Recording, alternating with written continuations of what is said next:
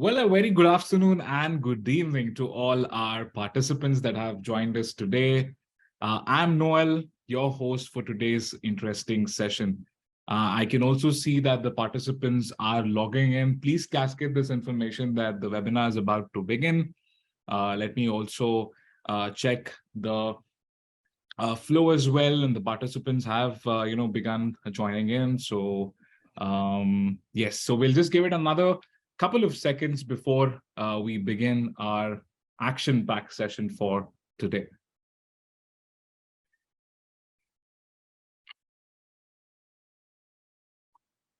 Yes, I see participants joining in too. So a very good afternoon again and good evening to all our participants. I'm Noel, host for today's interesting session. It gives me pleasure to share that Monster APAC and Middle East now is foundit.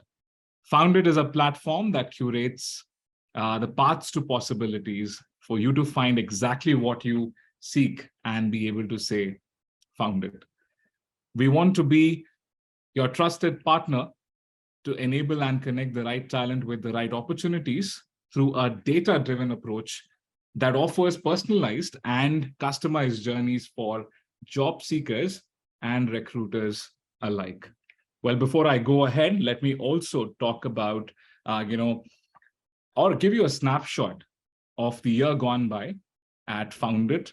Over 44 million plus pages were viewed, about 1.7 million jobs were applied per month, and 3,000 plus jobs were posted on our platform. And the thought that gives us the most satisfaction and pride is your trust and faith in foundit. Over 50,000 plus recruiters use foundit to find the right fit for their hiring needs. Well, just saying that our past webinars, when we look at RecRoute, RecRoute is an initiative by foundit, formerly Monster APAC and ME, to connect CEOs, CHROs, and leaders in the HR and talent acquisition space with HR and TA professionals through a series of webinar sessions. Well, through this, welcome to another session on RecRoute, that is 14th session on RecRoute as well. But before I get into that, I also wanted to introduce the topic for today. So the way we work and hire talent have changed dramatically post-pandemic. The change has led to new remote and hybrid work models, thus changing workforce and employment trends. Moreover, rapid transformation in technology has made it challenging for organizations to attract, retain, train, and hire people. According to a McKinsey study, between 400 million, 800 million individuals could be displaced by automation and need to find new jobs by 2030 around the world. So what's the future of work looking like? Even I'm very interested to know what impact automation will have on work. What are the challenges hiring teams face due to the ever-evolving nature of work? Well, let's get a sense on this from our guest, none other than Santhosh Mahalingam, CEO and co-founder, Mikro Grafeio. Well, I'd like to also take this privilege and introduce Santhosh. Santhosh has had a distinguished career in banking and ITES industry for over 27 years before he decided to don the hat of an entrepreneur. Over the past decade of his professional life, Santhosh has led several leading organizations to digital-first innovations in the industry, having demonstrated efficiency and robustness during a seamless transition of remote work during disruptive pandemic 2020. Co-founded Mikro Grafeio, an integrated workspace, workforce, and essential solutions provider focusing on tier 2-3 towns in India.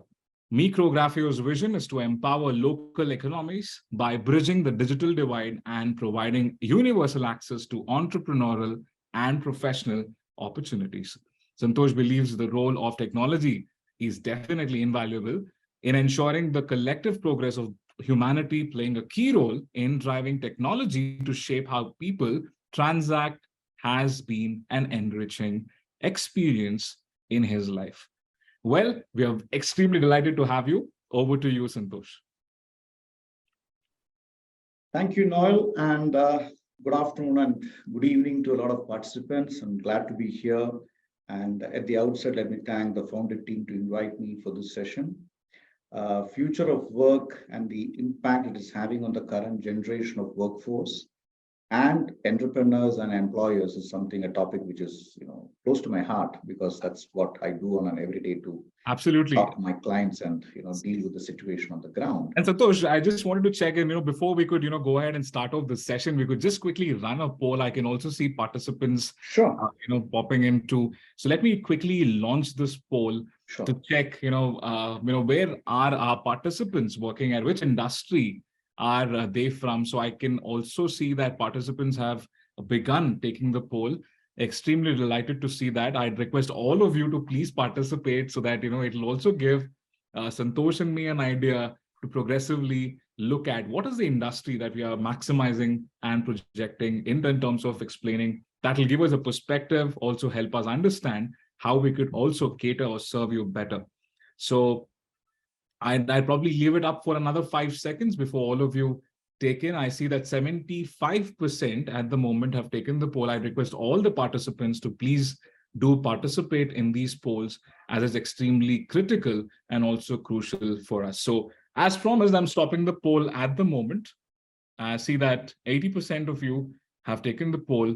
So well, here are the results. So we have a lot of people joining in from the IT, BPO, ITES industry. We have people from education, e-commerce, construction, banking and accounting, manufacturing, engineering. Well, Santhosh, we have a huge crowd here, all mix as well, but then predominantly from the IT and ITES too. Wonderful, and great to see everybody from such a diverse field. But as I saw the poll results, yeah, it is largely from the ITES industry, and if you look at the way we're evolving today, and that's the industry which is largely getting impacted, right? So great to have the crowd here. Fantastic, Noel. Absolutely. Well, to begin with, I was just waiting for to ask this question as well. What's the future of work looking like? Well, it's interesting, and I should admit before I take say any opinion on that the jury is not out yet on that. Okay, it's still evolving, I should say. Before COVID, we had a very interesting situation where we had the typical traditional offices where people used to come in, and from there we moved to there are occasions where certain companies, and especially in certain geographies, they had the remote friendly, as I call it, offices where you had a choice to come in. It moved into a fully remote kind of situation. All of us were forced to do that for maybe a year or so. But interestingly, what I realized, and at that point of 2020 COVID, when it happened in the months of March and April, I was still working with my earlier employer. It's a bank, and almost 1,500 people who work in India. In 2 to 3 weeks, we had to go fully remote. And there were a lot of concerns on productivity, data security, how do you manage them, how do you supervise them? Everything broke up, right? It was a completely new learning, both the employee, the supervisors, and the employers. We all learned a completely new way of living and working, right? But from a chaotic start, as I call it, it was chaotic initially. You don't know what to do, how to monitor, who was working where. Nothing was available, not even tools in that sense. I think over a period of time, it stabilized. We got to know how to get this done.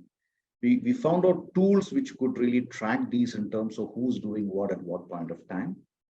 We really realized that what we need to deliver as individuals could be delivered even in a remote situation without too much of hindrance in that, except for certain industries which had to have a physical presence. So from a chaotic situation, it has gone and kind of reached a state which is nearly really smooth. But having said that, and where we are today, and maybe a year or so after the pandemic has settled and all of us are coming in face to face and meeting along, there are certain things which establish standards or perceptions which got broken because of COVID. The first was the myth that we all had to be together to do this. Now, for example, pre-pandemic, I don't think such a webinar would have happened with 130 people attending, right? It would have been a Totally agree. banquet hall in a hotel and you have to come and talk about it. But today it's not so. You have the tools in front of you. You've got a Zoom, you've got a Google Meet, you've got Teams, so many things to collaborate in that sense, right? That's the first thing which developed. Tech helped a lot. So today, if you look at the buzzword is hybrid. Everybody talk about hybrid working. And what is hybrid? Could be either completely remote or you work 2 to 3 days in office, or you come and meet only for social collaboration, etc. So that is the buzzword today. It is evolving. There are many big companies in India who have claimed that we'll have only 25% of workforce by 2025. They've moved ahead from that and said, no, we want people more in office. As I said, it's evolving now. But to my mind, there are two aspects beyond hybrid which will evolve. Okay? Hybrid is something which all of you, feel it and see it today in that sense. Many of you are working in a hybrid model. But I call a category of employees whom I call digital nomads, who may come up in a larger manner. And these are folks who want to have the experience of living in some of the exotic places and working there. They love to travel. They are single. They have the money, and they have the real need or the motivation to experience different things than sit in a traditional office in that sense. So that could grow up. It's a niche segment, but could grow up, and that is something purely remote. They don't need that social capital or social connect, as I call it. They're fine to explore that in other means than an office in that sense, but at the same time complete the work. And one thing I feel as a future of work knowledge which could evolve at a point of time in future, and I don't think that is too far off, is meta. There could be virtual offices in metaverse, where right now I kind of stare you at a screen and I see you in a screen, everybody sees me in a screen. But it's not too far off when without the right kind of instruments and without the right kind of PCs and laptops, I do believe that we'll start seeing Noel in a physical form near to me, sitting next to me. I could see probably 100 people sitting in a banquet hall, and I'm speaking to them and they're seeing me, etc. That day is not too far off. I know of certain companies who are working on such things, keeping in mind primarily the geographical divide at which many large corporations work. And it's a matter of maybe a year or two by the time you would see a full-fledged kind of metaverse entering the office space area also in some manner or the other. So that's where it's evolving. Absolutely. And I totally agree that, the meta, probably is the next big thing for me. And I guess it's rightly, put across. And I like that example which you've already given where, it used to be so like, okay, we are in touch with the audience, but then, the virtual paradigm shift has become the new normal. And a lot of people, first thing they ask is, oh, is it a work from home? I guess that's something that we've had. And that also, reminds me, we have seen the way, work has evolved rapidly, right? And I agree to that. So, since we already are paving a path towards that, working from home, hybrid, etc., do we see any challenges, that it has posed for the employers, or do we say it's a challenge, or do you also say, Santhosh, that it's, probably an advantage to our perspective? See, no, it's both, I should say. Yeah. Okay, it's both. Now, it all depends on how we deal with it. If you take the current model of hybrid, for example, and since I've managed large teams in the past, and I do work with clients today who struggle with this whole concept. In certain industries, especially if I take the banking and financial sector or some of the IT sectors, productivity and data security is still a concern for people who are working remotely. Okay? While there are multiple methods by which has been addressed, it is still a concern. And more and more people are realizing that it is probably misused to some extent, which is sad because this is a great thing which has happened, but it's just probably getting misused in certain quarters, and that is giving rise to certain concerns in the minds of employees in terms of, is this what I want to do on a long term? But leaving aside that, and an example of that is a few days back or a few weeks back, all of us would have heard about moonlighting and the reactions from the industry. You wouldn't have done a moonlighting if you're working in a physical office, right? It's not possible because of hybrid model of work. But having said that, if you look at from an employer point of view, what is missing fundamentally is the social connect. Okay, you recruit an employee remotely, somebody working in. When I'm sitting in Bangalore, so I'm assuming I'm recruiting an employee sitting in Rajasthan or Chhattisgarh, West Bengal, etc. Leave the logistics of shipping the necessary infrastructure, etc., to them, like a laptop and all that stuff. But sometimes on certain roles, like especially in the ITS industry or in the banking industry, or many others in that sense, training is not easy remotely. Sometimes you feel that somebody next to you on a physical basis training is far better. So there is something called in the ITS industry called the billable FT or the billable days. Typically because of this extended period of familiarization and training, many IT companies lose a certain amount of billable days in that sense. So that is a cost to them in that sense. Second thing is your speed to productivity is longer because of these kind of constraints which you face. So while we say that is one part can be solvable, is only a cost issue for you. What is happening is that in a true remote model, when people don't come to office, as I said, there are certain things they miss in terms of understanding. You may be good at doing a core job, but you lack receiving the benefits of a mentorship from a senior, which you do face to face, because you have a chat on that with them. You lack to acquire, or rather you are unable to acquire certain skill sets which are required for you to navigate the political spectrum of an organization, because that is your survival. Your skill sets is not enough. You need to know how to be successful in an organization, right? So you lack that because you don't get it in that sense. You probably don't get the right kind of social awareness of what is happening around. Who are the influencers? Who are your sponsors? Who are your mentors? How to connect with them and maintain relationships? Because one of the things which personally I gained over a period of time in my life is the benefits of networking. And probably the way I learned it personally was more to do with personal connects. I meet people in office and outside. I meet them for coffee, maybe in Starbucks outside. I meet them for lunch during. This is how you connect with people. You just cannot establish a relationship over a Zoom call, right? It's not so easy to do that. At least not for me. Okay, I don't know about others, and that can be done.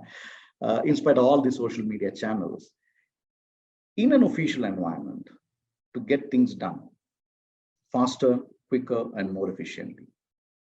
All of us know that formal channels will not work. There has to be an informal channel, and that is built through networking.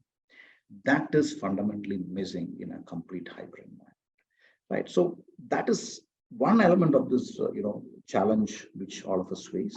Mm-hmm. The other part, Noel, is what I look at in terms of the new generation. And there is a particular generation of people who have joined work in the last 3 years, who are taken for granted that this is the model of work. They have not understood anything else. And therefore, because they're not experienced it, waking up and sitting in your own bedroom and working in a shorts and t-shirt is far more convenient for you than formally dressing up and going. And they continue to believe that this is the way of going forward. Nothing wrong with it. It's a new generation. Probably I feel I'm already part of an earlier generation. Nothing wrong with that. But however, on a long-term basis, is that going to help them and the employee to certain skill sets is something which is we need to check in. Having said that, the pure flexibility, more productive time, which all of us enjoy by lack of travel and all that stuff, is something which is hugely beneficial, and it should be properly utilized. And that's the way I would see this entire hybrid work, evolving in future. Absolutely. Very interesting there. I guess networking and flexibility. That's something that, we diverge into, and that will also encourage, most of us to, predominantly look at those aspects as well. Starbucks definitely reminded me for a cup of coffee, but then I'll manage with the aqua at the moment. But then, that also, shows me that, these changes are happening so rapidly, even in the recruiting landscape. I also, wanted to check if, this could also be a challenge, or would it be an advantage for, the hiring teams? Or do you think that, okay, that we can take a leap of faith here? See, it's again, like anything else, for hiring teams, it's a challenge and advantage. The advantage being Your pool of resources are no more restricted to a single town or city. Right. If you have a single office in Bangalore, for example, you can recruit your talent across the country. And I will expand that further across the world, literally in that sense. So you have that option coming in. And that's a big advantage. Having said about some of the disadvantages earlier in terms of the hybrid model of work, there's also one advantage which I see in this model, Noel, is that more and more I see a generation of workers or generation of people who are not keen to have a full-time employment, not keen to build a career the way some of us did it in the past, on a very structured, conventional manner, I should say. And they want to be more tuned to the gig economy, as you call it, do multiple jobs, which is good in a certain way. And they're available for multiple clients or companies to service them. I do know of a lot of youngsters who have said that, listen, I don't want to run the rat race in a company. I would rather do work for multiple people. I have these certain skill sets which is in demand, and I would do that as a freelancer. That is picking up as a trend, and as from a hiring point of view, and I've spoken this to a few of my clients saying, we have to break down certain policies in certain organizations. If you have this kind of workforce available at a variable pay without a fixed cost of looking at it, why not utilize it for as much as possible? There are certain senior roles which I've also seen where people do this for multiple organizations. And a new terminology term which I learned in the last 1 year is what you call an entrepreneur in residence. Okay, these are entrepreneurs on their own, but they work for five companies, and they are resident with an official designation extra with all those organizations. But you probably work as a chief marketing officer for 4 companies than 1 company, right? And that's how you manage your time. Right. So that's also catching up interestingly, and that's a senior level. I'm not talking about a junior level, the senior level that's catching up. So there is an abundant pool of talent which will open up for recruiters to tap into. Having said that, few things which I have come across in the last 1 year is the reluctance of the employees to move away from their hometowns to metros to come back. So very recently, when we were working with a client for a small town, we realized that when we started to recruit people, we realized that the applicants were mostly from another company who was asked them to come back to Chennai to work. And they didn't want to go back. They were already well settled there with their family and friends, etc.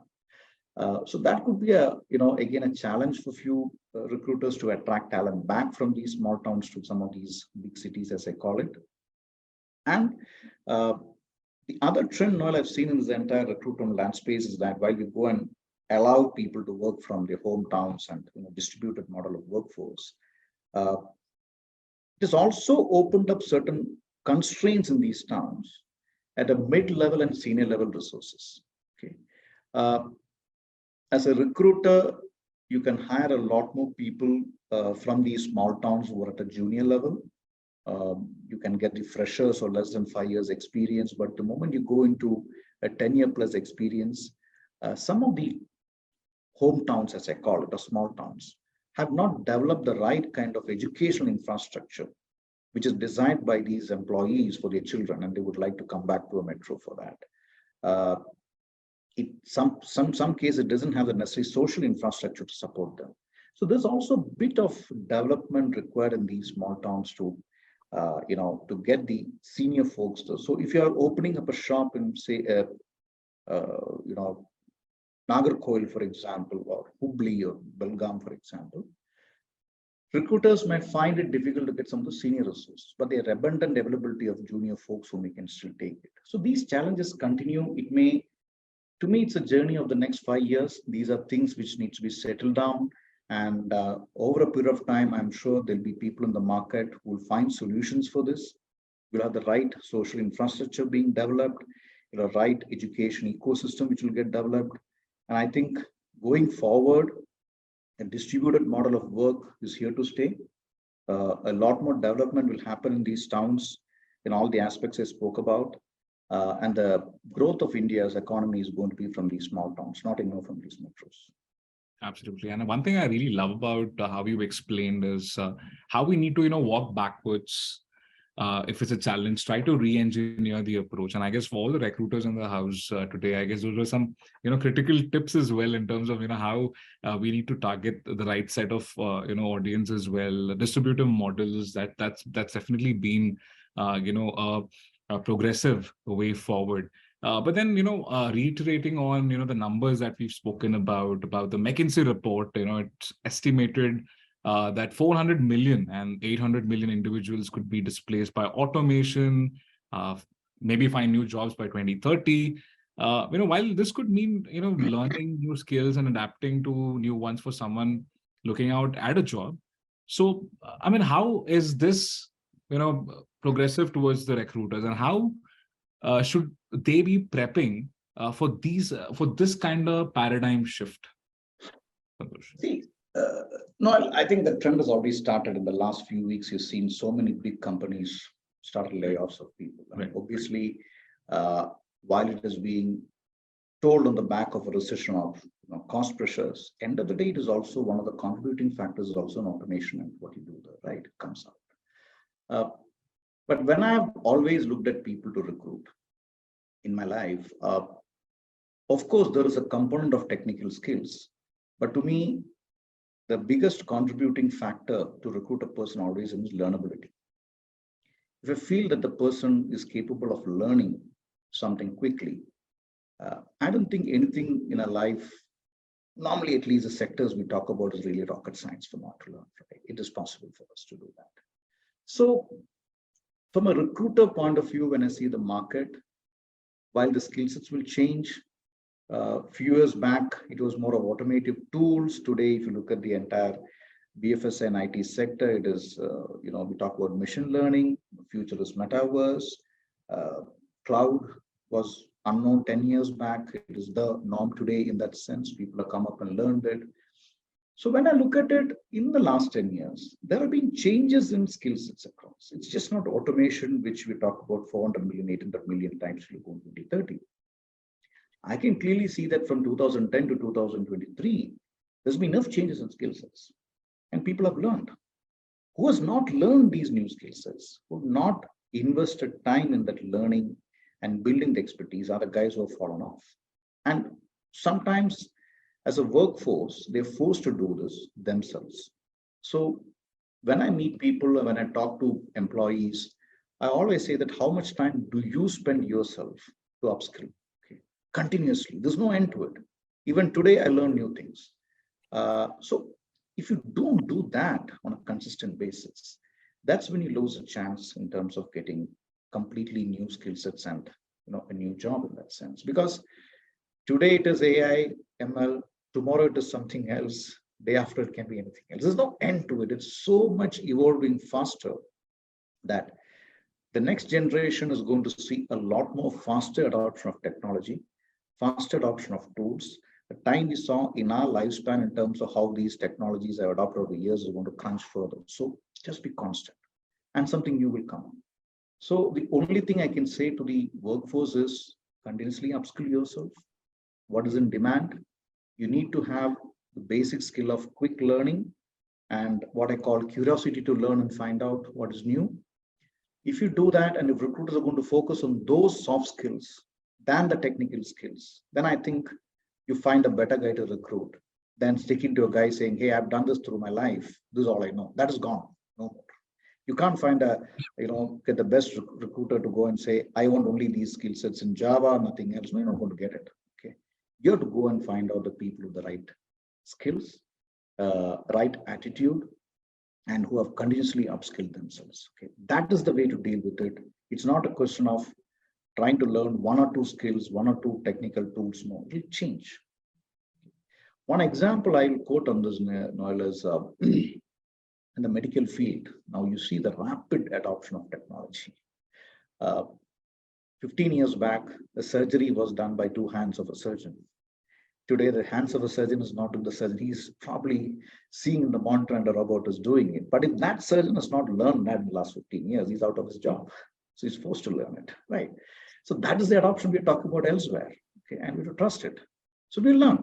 And I think what recruiters, if you look at it, is how to evaluate people, how to evaluate the right folks. CVs don't give any indication of skill sets. Okay.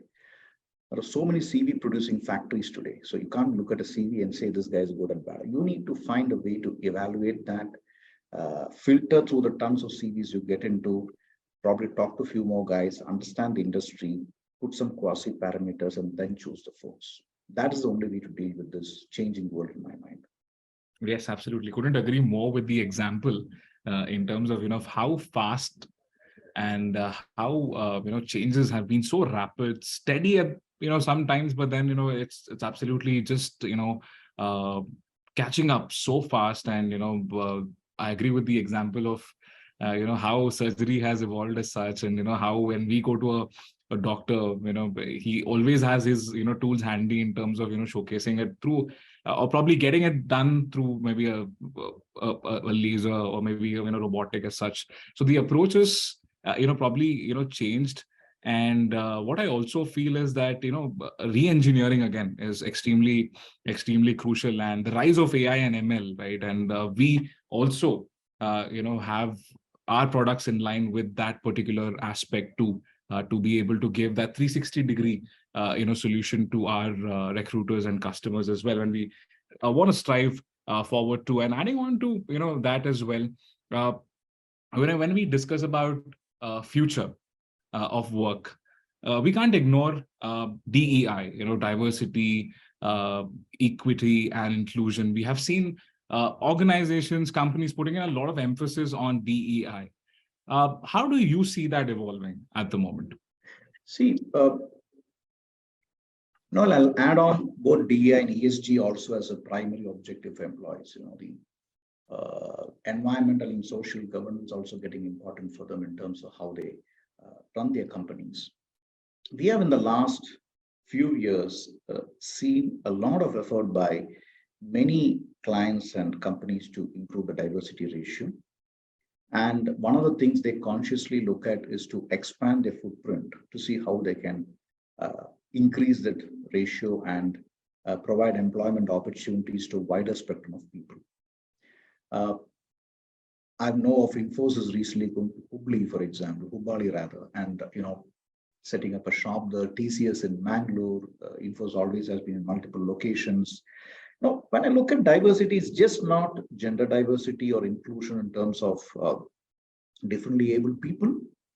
To me, it is also an inclusion of the diverse strata of society and how you get it by dispersed or distributed model of work. When I look at some of the workforce today, and some of my clients have truly spoken when the pandemic happened and when a lot of workforce moved back to their hometowns. One big company, I'm not naming them here, said that 44% of the workforce are women.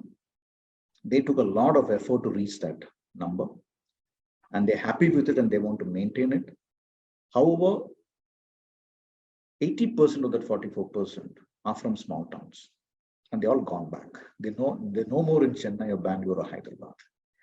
And they believe that, at least a significant portion of that women workforce won't come back to Chennai today. And they're happy in their hometown, being for whatever reason it is.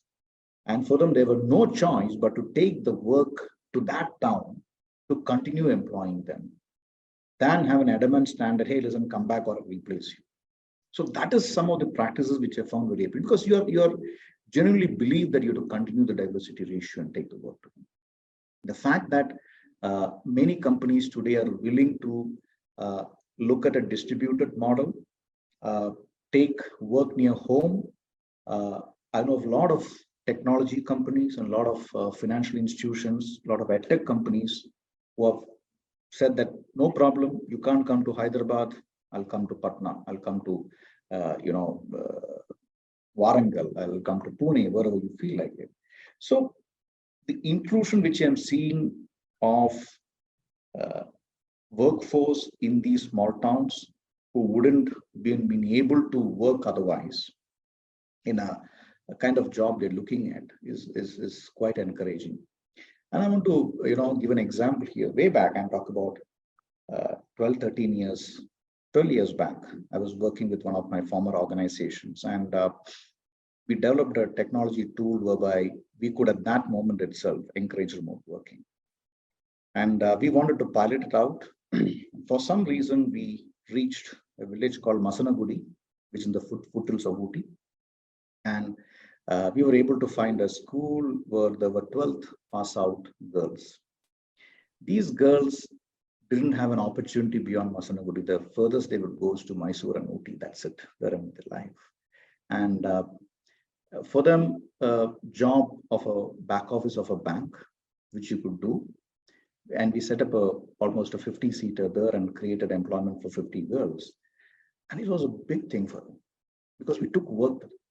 Right? And that is the inclusion I would see more than anything else than trying to create it in multiple places. And this place still works, by the way. Okay, I at least 4 years back when I went there, it is still active and they are still working there. So these kind of attempts which we do, we talk about rural BPOs, we talk about taking work to some of these rural areas. I genuinely like the model of Zoho, where they set up the development team in remote areas and actually training people who are just school dropouts, not even engineers, to code. Wonderful model of inclusion, right? And I'm expanding the word inclusion to a lot more, embracing different strata of society to do that. So it's great to see these changes and developments, and I'm sure they'll continue the focus of various companies to get this moving.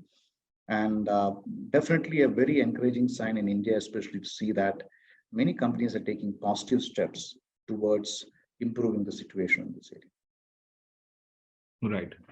Wonderfully explained. I guess there's a lovely example that you all gave about the school, and it's always helps us know that we got to start early, right? And I also see participants agreeing with us on the Q&A box as well. So I know there's one question from the chat box that I'd like to take, where a participant asked in terms of if you can shed light on the skills a talent acquisition manager needs to have or develop to be relevant as we move towards more AI and data-driven talent. So management, related strategies as well. So that's a question that I'd like to take at the moment before we again, retake that after our session as well. Well, no problem, Noel. I may sound a bit old-fashioned when I say this answer to that question. To me, I've seen people, and I also can judge an individual within 10 minutes by talking to them. Okay, that's not a skill set which you acquire over a period of time, but it is possible. And no amount of filtering of a CV through an AI or ML can give you that, because that's the data there. The machine does what you told the machine to do.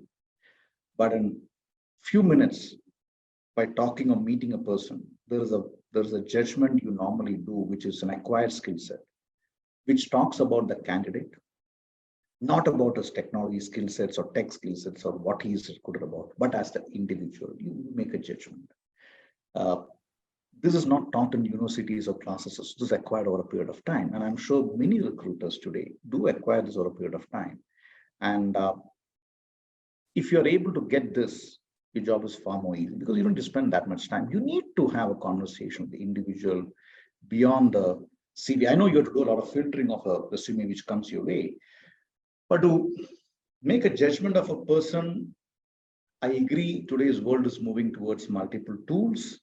But to me, 10 minutes is good enough by meeting the person or talking to him. Okay. And that's enough for you to understand whether this person is the right fit. And to me, the biggest, or rather the foremost criteria which I look at that individual is not necessarily the technical skills or the degrees, but how well that individual will fit in the culture of the organization. Because the India is not able to fit to the culture of the organization, it is very difficult. Right. And that is what I would say a recruiter has to understand. So if a recruiter is going to recruit for company A, and if the recruiter doesn't understand the culture of company A and is going through a monotonous process of filtering CVs and looking at it, keyword search and all that, tough luck.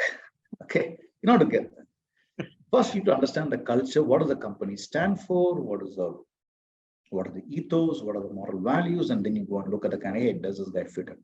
Okay. A simple example, I always say, there are companies who like to have people with longish experience in their career. You go a CV to that company which says this gentleman a lady has shifted jobs 10 times in 10 years, you're wasting your time. Okay. This is what you need to understand. Okay, you do a bit of research or they'll tell you. So that when I see candidate and recruit them, all I look at is, will this person fit on the culture? If yes, he can learn the job, he's the right attitude, he'll fit in, he'll work well with his peers, he is a good team worker, he'll get things done. That are things which we need to understand. Right. And adding on to that, Santhosh, do you think that we need to, probably try to, should there be an equilibrium where we try to gauge, or do you think that, the approach needs to stay blended at times? When you spoke about, filtering candidates via keywords, which is equally essential as well. Do you also think that, there should be a blended approach sometimes, or do you think the weightage there to what you mentioned holds the key as well? See, let's talk about in those two manners, right? Yeah. I use the words elimination and selection. Yes. You have to use tools for elimination. There's no doubt about it, right? In the past, there were multiple other models of doing it. Today, it is keyword search, filtering the CVs, using some AI tools, so that you get the best fit candidate from the plethora of CVs which comes to you. But the selection way, you can put some psychometric tools to do that. And I would rather look at that more from an elimination point of view. So you get a set of people whom you want to select. There you need to understand the cultural fit, because without that, you're going and taking somebody, you're going to recruit a new guy very soon. That's because either the candidate doesn't fit in the culture or the company is not able to go along with the candidate, right? So all the tools we're talking about, right from today, what is in the, in the market, versus what can come in, to my mind, is more for elimination. And I would still look at a different way of understanding the cultural fitment of the candidate for selection. What I also wanted to understand from you, Santhosh, is do we also see an approach that needs to change towards maybe learning and adapting to new courses as such that we need to in the market, or is there a constant evolution that is required? Or maybe do you think that, one implementation or one step ahead, one goal ahead, one milestone ahead would work for the recruiters at the moment for the constant evolving nature as well? To me, I would rather agree with your point, saying one milestone ahead and see what is required. I think there's no point in accumulating multiple online courses and diplomas and degrees in that sense, as long as you know what to do. But obviously, it goes back to the same thing which I said about surgery, right? A surgeon, if he doesn't acquire the right skill sets, is out of the job. Similarly, anybody for that matter, not just a recruiter, it can be an HR professional, it can be a person involved in coding, it can be a person involved in information security, it can be a banker, it can be insurance specialist. There are certain things which emerge over a period of time, which are new, and skill sets which need to be acquired by them. And if they don't do that, and I wouldn't say that it has to be in a very formal way of a course which you need to attend, but as long as you know about it fundamentally and you're open to learn it, continue learning it every day. I know everything will not work. It is completely new.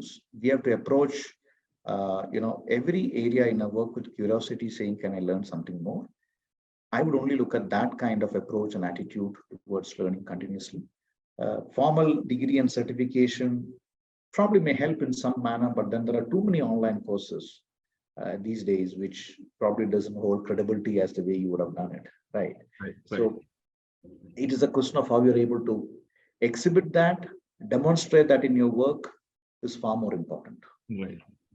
And I guess during, alongside demonstration, I guess the facilitation is also extremely important, that they carry out post these, learnings as well.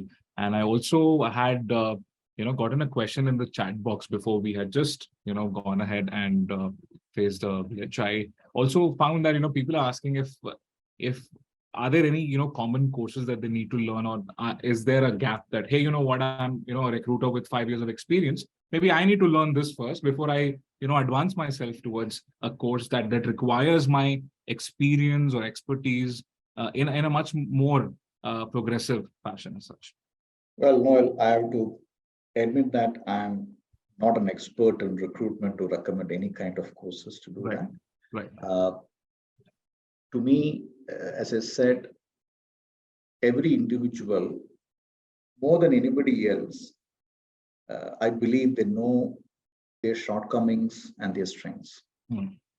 And but rarely we spend time to identify that. We seek somebody else's help to say, hey, what is me to something. That's what I normally see. But when I introspect myself, I really know what I'm good at and what I'm bad at, right? And what I'm bad at, I would like to acquire. What I'm good at, I further develop that. Right. So there's no magic wand, there's no cookie cutter kind of solution to this. Each individual, what they believe are not good at, they have to go and acquire the skill sets, which is relevant. Right. For example, somebody's in recruitment and they're going to learn something in supply chain management, probably not the right fit. You're learning for the sake of it, right? So in recruitment HR, go deeper into it, understand more what is relevant to your job, what is in line with the vision of your next role, what you want to take from your career, all that matters. And I would leave to each individual to speak to their respective mentors who may be able to guide them, who knows them better in that sense, what they can do. But the only piece I can say is go deep in the industry, what you are, be a specialist, which is far more better than trying to make diverse things like as an HR person, take a supply chain management degree. That's, it doesn't make sense to do that, right? Right. Absolutely.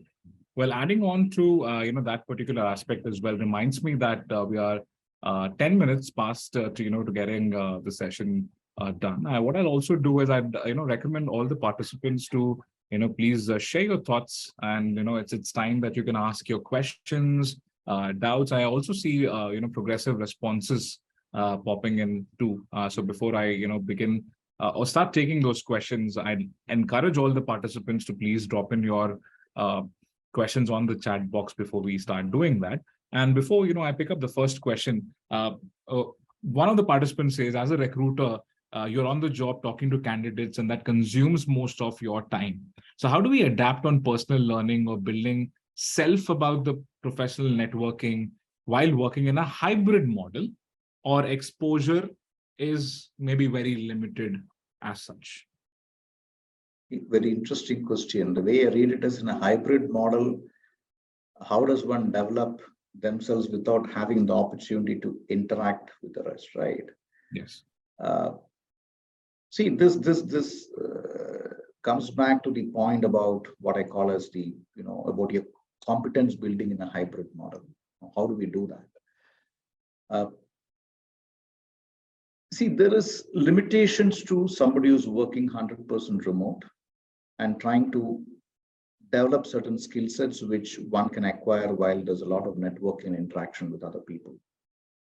I remember this when I was doing a job in my earlier bank, and I was in back office operations. And when I look at same set of people doing the same set of activity, an example is there are 10 recruiters who are recruiting for an IT job. There'll always be one guy who's super smart, who will do something different, right? And he will quickly turn around, he'll get the highest number of conversions, he'll do something, etc. And all I go and tell the other guys and such, go and learn from him. He's willing to tell you. There is something he does which is different. There is nothing bad or you to be feel bad about by learning from observing others. To my mind, many things which I learned in my past has been by observing others, how they do it. Okay. I still talk about this example, maybe not relevant to this question, but when I used to travel in Singapore Changi Airport, there was a particular washroom where there was a 75-year-old man who was maintaining that. And the way he devoted his time for a job like that to maintain the washroom spick and span, and every person who walked into it, he'll say good morning, good evening to the guy to welcome him for what you're walking into that, and say goodbye, have a safe flight. And I've seen this 100 times. Now, for that kind of person to motivate himself for that job and to do it is an attitude in itself, right? Right. So those are things we have to, and I learned from it and say, all I learned from the individual is to be pleasant to people, say good morning, good evening, and say, then go back, because he's loving his job, what he does, and I have to love my job. There can't be more boring job than that in that sense, what he's doing every day, cleaning toilets or washrooms, but he's made it enjoyable. Learning for me is to make what you do enjoyable. That way, observe, gain the knowledge. Somebody else is doing smarter than you. Be humble enough to go and ask them how you do this better. Just learn. Right. I can only give some simple solutions than putting a degree into it, because you don't nothing from taking one more certification in that sense. Absolutely. I guess, self-learning and also looking, observing. What I really love about this scenario that you've shared is, Santhosh, the kind of passion that person is probably showing to learn. It's always good to learn and be curious about things at Yeah. all times. And I guess that's one of the traits that will always help us to be on the toes in terms of helping us understand how do we, get better and compete against ourselves. Look at, how do we upgrade, upskill, observe, self-learn. Maybe courses are, yes, a bygone, or maybe an add-on as well. But how do we look at people, ask expertise, seek advice, seek help is something that we'd also like to learn. And here I also want to top up with a question is where this is an interesting question that I read through is, should we recruit character or talent which can be trained? Interesting and a tricky one, but I would look at it and say that, I have multiple names which I come to, but I want to avoid controversies in that. But talent is something which you all believe, at least I believe, you can gain over a period of time. Okay, it's not that you got for the work which we do in our life, and we're not probably into a world of musicians or extraordinary talent. I call it in some of the areas which we do, but in industry which is largely we are referring to as ITS, BFSI, EdTech, and all that companies. It can be acquired. I would go with the character, which is important. I call it attitude, largely than character. As I said, going back to the point, does that individual fit into the culture of the company you're recruiting? If that is what is tick mark for you, take him. He will do what is required to do. Okay, he'll acquire the skill sets, he'll acquire the expertise, he'll acquire the knowledge, what he wants to do. But if he's not fitting into the culture, you call it character, you call it attitude, you call it whatever you want, you're taking a wrong hand. That's a fundamental difference. Yes. Well, I guess, I'd agree with you. I totally want to, commit to, what you've explained as a, flow too. But, there's one more, aspect where a question says, someone's worked as a recruiter in an IT services company, though the candidates solve the coding challenges, they fail miserably in live coding rounds. It is wasting a lot of time as well. So how to make my, that kind of filtering process better? I don't know if, they follow a separate, because everyone's got a different approach to it. But, again, a tricky question then. I'm sorry, I don't have an answer to that, but I only suggest us go and ask somebody who has cracked it in the same company. Yeah. Somebody else would have done it, right?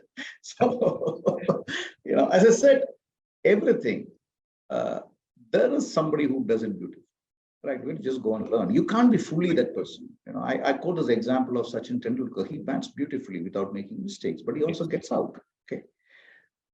Can you replicate Sachin Tendulkar? No. But can you learn from him certain things which he does in terms of his practice, his discipline, his rigor, and the profession he comes in? There are many.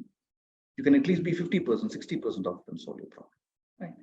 So I would suggest to the person who asks a question, best is to find somebody who does that better, and they'll be able to answer. Absolutely. And Santhosh, I guess you've already told the answer, right? Seek and you shall find it. Correct. Learn and be curious as well. Yeah. So, however, since I don't see that, there are any more questions as well, but then thank you so much, Santhosh. I totally want to, say that it was an absolute pleasure, where I thoroughly enjoyed and learned myself. I'd made my notes secretly as well. So I can probably, let this cheat code out. Thank you so much. It was an absolute pleasure. And I'm all, game. And also, I'm sure our participants are as well, that, there should be another round of, interesting chat with you sometime soon post, your schedule is free as well. Thank you. Thank you so much. Wonderful, Noel. And I'm glad to be here, and a wonderful conversation to you. And once again, thank you to the foundit team to give you an opportunity. I'm glad I'm here and share my thoughts with all of you. thank you very much, Noel, for the fantastic time. Thank you, sir. Thank you so much. It was indeed a pleasure. Truly appreciate that. Thank you. Bye-bye. All right. So that was Santhosh, and he absolutely, was spot on in terms of sharing his thoughts. I totally loved, hearing from him, and also made my notes too. Right. So I guess, it's also important for us to, talk about, before, we go ahead and wrap up today's session. Here's the bonus content, for you guys, brought to you by Foundit. Insights Tracker, which is a comprehensive monthly analysis of online job posting activity conducted by Foundit for the pan-India market as well. So BFSI industry has shown us continuous growth in the recruitment landscape since December 21. The industry grew 7% year on year. Key skills in demand would be finance, audit, big data, analysis, CRM. Top job roles in demand would be business development associates, financial analysts, and risk and compliance analysts as well. So, ladies and gentlemen, our team will share the link to the latest reports to help you keep up the pace with our hiring trends as well. So, before I, go ahead and wrap up this session for all of you guys, I want to say, please do share your feedback with us, and we will also be shortly sharing a feedback link with all of you. So that will be, rolling out once you go ahead and take that up as well post the session. And let me also share that with you one more time as well. So your opinion definitely matters to us. So please do take the survey to share your thoughts and feedbacks as well. So thank you so much. You have an amazing long weekend ahead. It was an absolute pleasure for me to host this session for all of you. Well, this is Noel signing off.